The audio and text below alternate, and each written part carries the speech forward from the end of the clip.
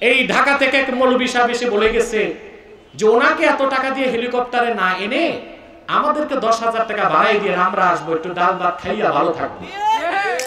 যে আব্বাসি সাহেব হেলিকপ্টারে চড়ে বিলাসিতা করে, এটা বিলাসিতা না, এটা প্রয়োজন। আল্লাহর দিনের স্বার্থে এখন আমি প্লেনে চড়ি, কোথাও কপ্টারে, কোথাও গাড়িতে, নৌকাতেও চড়ি। আপনারা ইউটিউব খুললে দেখবেন অনেক জায়গায় নৌকাতে যাচ্ছি, যেখানে নৌকা সুবিধা নৌকায় যাচ্ছি। কি বলেন? অনেকে বলে যে আব্বাসি সাহেব হেলিকপ্টারে চড়ে বিলাসিতা করে, এটা বিলাসিতা না, এটা প্রয়োজন। ঠিক কিনা? এই ঢাকা থেকে এক মৌলবী সাহেব এসে বলে গেছে যে ওনাকে এত টাকা দিয়ে হেলিকপ্টারে না এনে আমাদেরকে 10,000 টাকা বাড়াই দিয়ে আমরা আসবো, একটু ডাল ভাত খাইয়া ভালো থাকবো।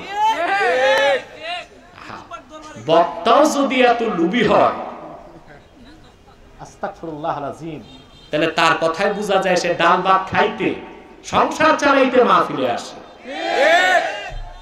বক্তাকে বলবো তোমার ডাল ভাতের পয়সা আমার থেকে দিও, কিন্তু মাহফিলে এসে হক্কানি আলেমদের বিরোধিতা করে অভিশপ্ততা বাড়ায়ও না। আপনারা তো জানেন প্রায় 14 সাল থেকে আমি প্রতি বছর রাতেও প্রোগ্রাম করি, দিনেও করি। দেখতেছেন না আপনারা? আলহামদুলিল্লাহ বলেন। আল্লাহর কোরআনের বরকতে রাতেও যেভাবে মানুষ আসে, দিনও কম আসে না, ওই রকমই আসে। আলহামদুলিল্লাহ বলেন। গতকাল সেই প্রোগ্রাম ছিল আমার আকাশপথে যাব নেত্রকোনা, অনুমতি দেয় নাই, মানে এয়ারক্রাফটের অনুমতি নাই।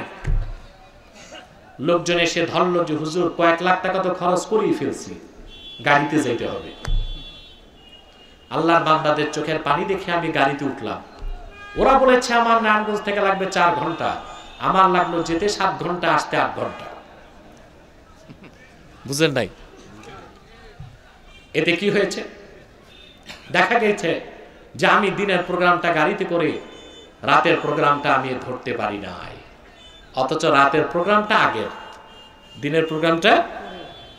এখন কি করতে হলো? রাতের প্রোগ্রামটা আমাকে আগামীকাল করে দিতে হচ্ছে বাদে মাগরিব। দেখছেন অবস্থা? 11টা পার হয়ে গেছে, এখন শ্রোতা আসতেছে, মানে এই যে সিএনজি গুলোর আওয়াজ পাচ্ছেন, এরা আসতেছে। আমি দেরিতে আসলো দোষ ধরেন, আগে আসলো তো আরেক সমস্যা। এই জন্যই তো আমি দিনে মাহফিল করি, এখন কেউ দোষ দিতে পারে না, জোহর থেকে আসর। কি বলেন?